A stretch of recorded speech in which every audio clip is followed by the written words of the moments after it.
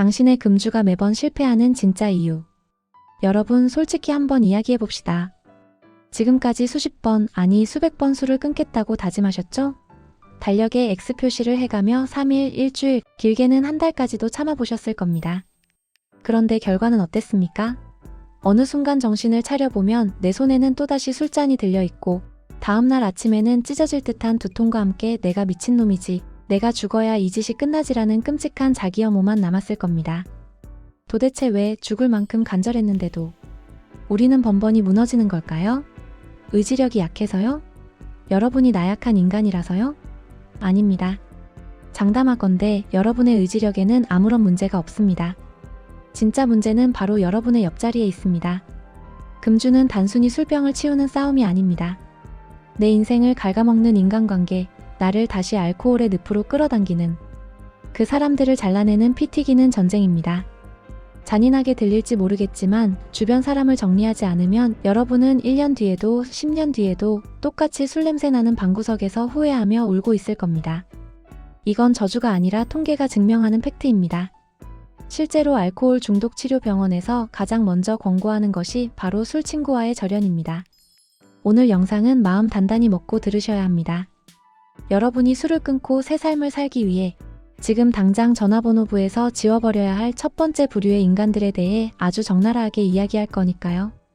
단순히 만나지 마세요 수준의 조언이 아닙니다. 왜 그들이 여러분을 파괴하는지, 그들이 어떤 교묘한 심리로 여러분의 간을 망가뜨리는지 뼈저리게 느끼게 해드리겠습니다. 첫 번째, 악마의 속삭임, 딱 한 잔만 권하는 사람들. 술 끊은 사람이 가장 먼저 그리고 가장 단호하게 잘라내야 할 첫 번째 부류는 바로 내 노력을 폄하하며 딱 한 잔만 권하는 사람입니다. 흔히들 이런 말을 하죠. 야, 너 술 끊은 지 꽤 됐잖아. 이제 몸도 회복됐을 텐데. 오늘 같은 날 딱 한 잔은 괜찮아. 그게 약주야. 혹은 사회생활 하는데 어떻게 술을 아예 안 마시냐? 융통성 없게 굴지 말고 오늘만 마셔. 라고 말하며 웃는 사람들 말입니다. 겉으로 보기엔 친구 같고 동료 같고 나를 챙겨주는 지인 같죠? 천만에요. 이들이야말로 여러분의 인생을 망치러 온 가장 위험한 바이러스입니다. 김모 씨의 이야기를 들려드리겠습니다.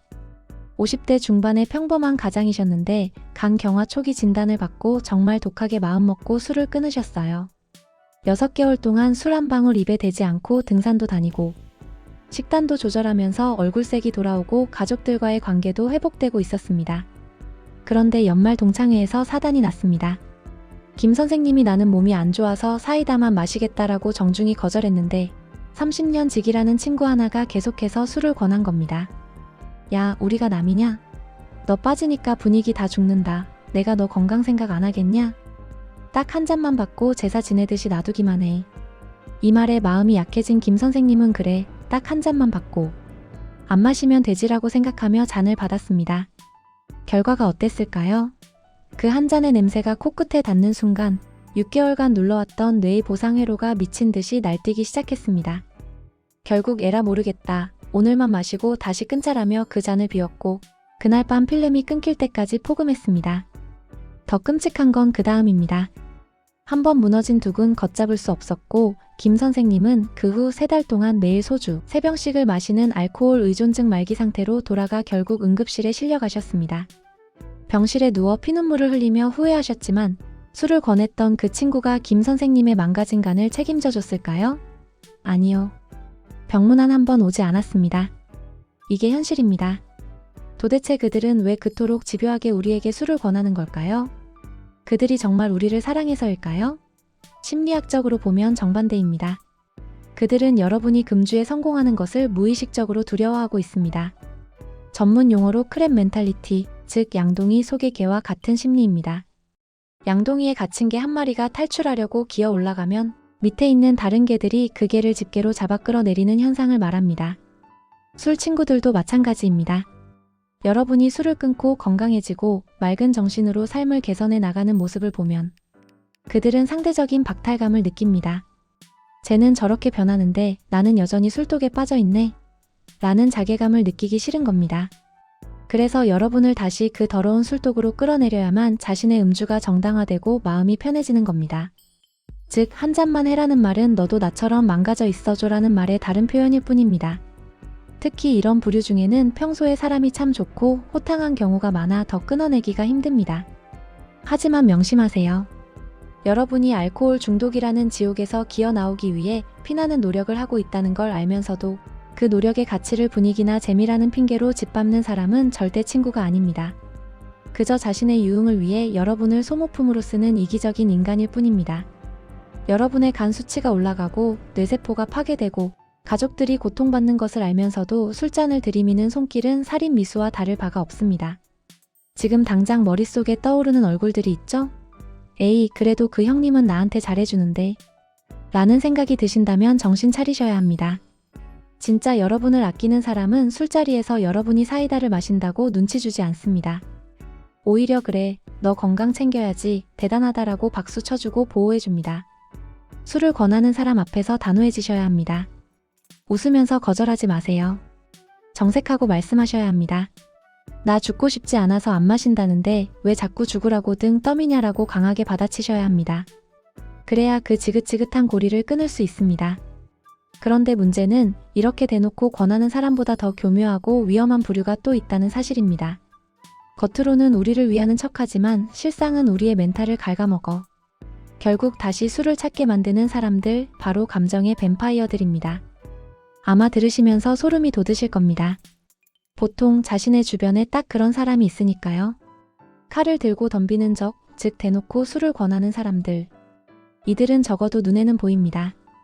내가 피하면 되고 싸워서 물리치면 됩니다. 그런데 지금부터 말씀드릴 두 번째 부류는 훨씬 더 교묘하고 위험합니다.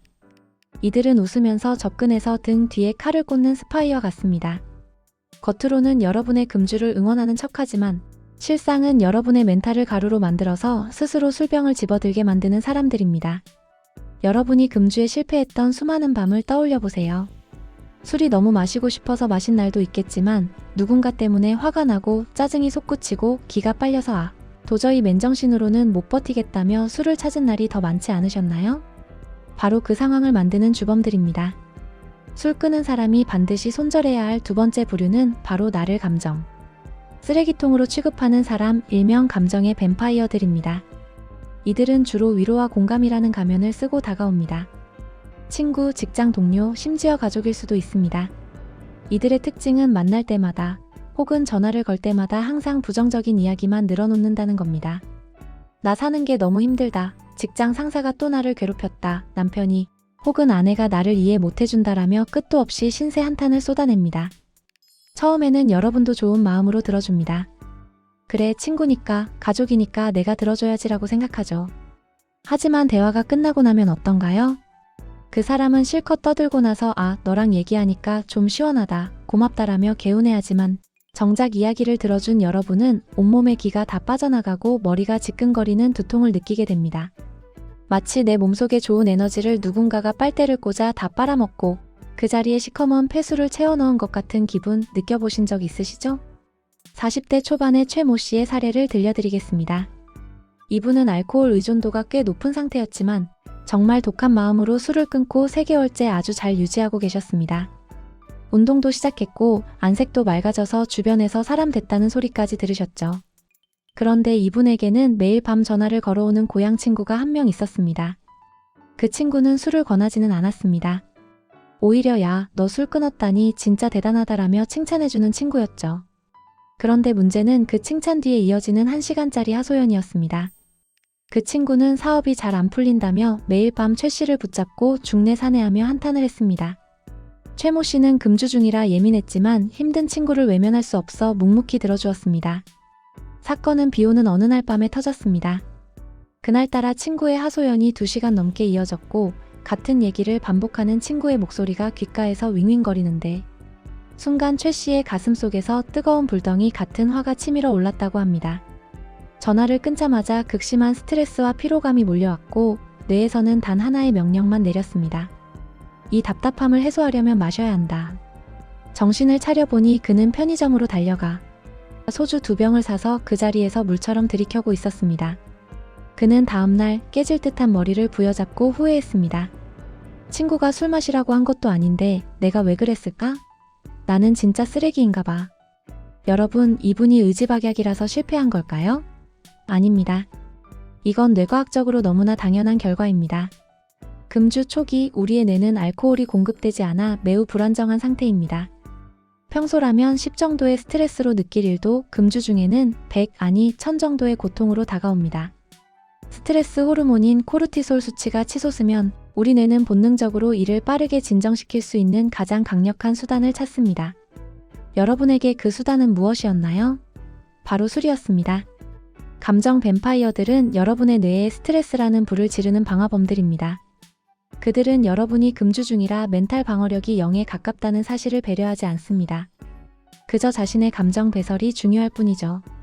여러분이 그들의 쓰레기통 역할을 해주는 동안 여러분의 금주 의지는 그 쓰레기에 파묻혀 질식해버리는 겁니다. 그래도 힘든 친구를 어떻게 외면해? 너무 매정한 거 아니야? 라고 반문하실 수도 있습니다. 네, 매정해지셔야 합니다. 지금 여러분은 물에 빠져서 허우적거리는 사람과 같습니다. 내 숨도 못 쉬어서 죽기 직전인데 옆에서 무겁다고 징징거리는 사람까지 업고 수영할 수 있습니까? 둘 다 죽는 길입니다. 금주에 성공하고 싶다면 적어도 내 멘탈이 단단해질 때까지는 이런 부정적인 에너지를 뿜어내는 사람들을 철저하게 차단해야 합니다. 전화를 받지 마세요. 만남을 미루세요. 만약 피할 수 없는 관계라면 단호하게 선언하셔야 합니다.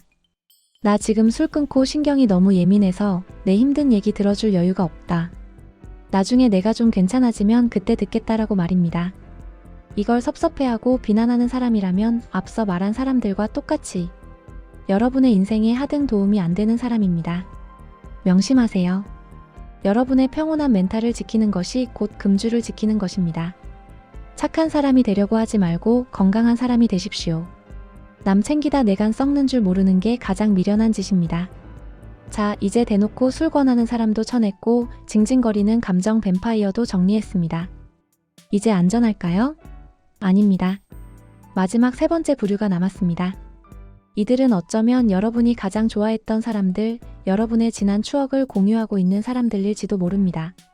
그래서 끊어내기가 가장 고통스럽고 가장 많은 분이 여기서 무너집니다. 너 예전엔 안 그랬잖아. 왜 이렇게 재미없게 변했어? 라는 말로 여러분의 죄책감을 자극하는 사람들, 이들과의 작별이 왜 필연적인지 뼈아픈 진실을 말씀드리겠습니다.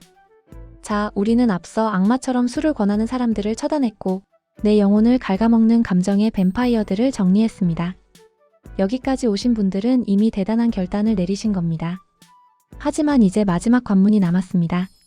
어쩌면 앞에 두 부류보다 100배는 더 끊어내기 힘들고 가슴 아픈 사람들입니다. 바로 여러분의 찬란했던 과거, 그 술 냄새나던 청춘과 추억을 공유하고 있는 과거의 술친구들입니다. 이들은 나쁜 사람들이 아닐 수도 있습니다. 나를 괴롭히지도 않고 억지로 술을 먹이지도 않습니다. 그저 야, 너 없으니까 자리가 너무 썰렁하다. 예전에 우리 밤새 마시고 놀 때 진짜 재밌었는데 너 참 많이 변했다라며 씁쓸하게 웃을 뿐이죠. 바로 이변했다는 말 한마디, 그리고 그들이 보내는 아쉬움의 눈빛이 여러분의 발목을 잡는 가장 무거운 족쇄가 됩니다. 오늘은 이 마지막 족쇄를 왜 부숴버려야만 하는지, 그리고 그것이 왜 배신이 아니라 여러분 자신을 구하는 유일한 길인지에 대해 이야기하며 이 긴 여정을 마무리하려 합니다. 술 끊은 사람이 마지막으로 정리해야 할 세 번째 부류는 술 없이는 대화가 이어지지 않는 옛 친구들입니다. 냉정하게 한번 되돌아봅시다. 여러분의 휴대폰에 저장된 수많은 친구 중 술잔을 치우고 맨정신으로 카페에 마주 앉아 2시간 이상 즐겁게 대화할 수 있는 사람이 과연 몇 명이나 됩니까? 아마 손에 꼽을 겁니다. 대부분은 만나서 뭐해? 술이나 한잔해야지가 기본값인 관계들일 겁니다. 여러분이 금주를 선언하는 순간 이들과의 관계는 급격히 어색해집니다. 그들은 여러분을 배려해서 술자리에 부르지 않거나 혹은 여러분이 그 자리에 나가더라도 사이다만 홀짝이는 여러분을 보며 불편해할 겁니다. 이때 여러분의 마음속에서는 무서운 감정이 싹 틉니다. 바로 고립감과 외로움입니다. 내가 술을 끊으면 이 사람들을 다 잃는 게 아닐까? 나만 왕따가 되는 게 아닐까? 내가 너무 유난 떠는 건가? 라는 불안감이 엄습하죠. 실제로 40대 초반의 한 남성분의 안타까운 사례를 들려드리겠습니다. 이분은 알코올 중독으로 이혼 위기까지 갔다가 죽기 살기로 술을 끊고 1년 가까이 단주에 성공하신 분이었습니다. 그런데 문제는 동창 모임이었습니다. 20년 지기 불알 친구들이라 인연을 끊을 수가 없었던 거죠. 친구들은 그가 술을 안 마신다는 걸 알고 그래. 너는 안주만 먹어. 우리가 내 목까지 마셔줄게 라며 불렀습니다. 처음 몇 번은 잘 버텼습니다. 그런데 술자리가 무르익고 친구들이 옛날 이야기를 하며 낄낄거리고 서로 어깨동무하고 노래를 부르는데 맨정신인 자신만 그 환희의 도가니에 섞이지 못하고 섬처럼 둥둥 떠있는 기분을 느낀 겁니다. 친구들이 야, 너 옛날엔 진짜 웃겼는데 지금은 완전 선비 다 됐다라고 농담처럼 던진 말에 이 남성분은 엄청난 자괴감을 느꼈습니다. 내가 술을 끊고 건강은 찾았지만 내 인생의 재미는 다 사라진 건가? 나는 이제 매력 없는 인간인가? 라는 생각에 사로잡힌 거죠. 결국 그날 그분은 에이 오늘만 옛날로 돌아가자 라며 소주잔을 들었습니다. 친구들은 환호했고 그는 다시 무리의 중심이 되었습니다. 하지만 그 대가는 혹독했습니다. 그날의 음주로 인해 1년간 쌓아온 신뢰는 무너졌고 아내는 짐을 싸서 나가버렸으며 그는 다시 매일 밤 소주 3병을 까는 폐인 생활로 돌아갔습니다. 나중에 정신을 차리고 후회하며 말하더군요. 그때 제가 마시고 싶었던 건 술이 아니라 친구들과 함께 했던 그 시절의 소속감이었습니다. 라고요. 이게 핵심입니다. 우리는 술을 마시는 게 아닙니다. 술자리라는 그 분위기, 그 안에서의 내 존재감을 마시는 겁니다. 하지만 여러분 깨달으셔야 합니다. 술이 없으면 어색해지는 관계, 술이 없으면 할 말이 없는 관계는 엄밀히 말해 우정이 아니라 알코올 파트너일 뿐입니다. 그들은 여러분의 본 모습을 좋아하는 게 아니라 술에 취해 과장되고 들떠있는 가짜 모습을 좋아했던 겁니다. 진짜 친구는 술잔을 걷어내고 맨정신으로 만나도 할 이야기가 넘쳐나고 서로의 눈빛만 봐도 통하는 법입니다. 금주 과정에서 인간관계가 좁아지는 것은 상실이 아니라 정제되는 과정입니다. 모래사장에서 모래를 다 털어내야 비로소 보석이 보이듯이 술 친구들이 떨어져 나가야 진짜 내 곁에 남을 소중한 사람들이 보이기 시작합니다. 친구가 다 떨어져 나가서 외롭습니다 라고 하소연하는 분들께 저는 단호하게 말씀드립니다. 그 외로움을 견디셔야 합니다. 아니, 즐기셔야 합니다. 그동안 술과 술 친구들로 꽉 채워져 있어서 들어올 틈이 없었던 진짜 내 인생, 새로운 취미, 건강한 인연들이 들어올 공간을 마련하는 시간이니까요. 지금 당장 연락처를 정리하십시오. 1년 동안 연락 한 번 없다가 술 한잔 하자고 할 때만 연락 오는 사람, 내가 술 안 마신다고 하면 재미없네라며 연락 끊는 사람 과감하게 차단하십시오. 그 자리가 비어야 새로운 운이 들어옵니다. 영상을 마무리하며 여러분께 꼭 드리고 싶은 말씀이 있습니다. 금주는 단순히 안 마시는 행위가 아닙니다. 술로 도배되었던 내 인생의 판을 완전히 갈아엎는 재건축 공사입니다. 공사 중에는 먼지도 날리고 시끄럽고 사람들도 떠나갑니다. 그 과정이 외롭고 고통스러운 것은 당연합니다. 하지만 그 공사가 끝나고 나면 여러분은 이전과는 비교도 할 수 없을 만큼 튼튼하고 아름다운 집에서 살게 될 것입니다. 오늘 말씀드린 3가지 부류의 사람들. 첫째, 딱 한 잔만 권하며 내 노력을 무시하는 사람들.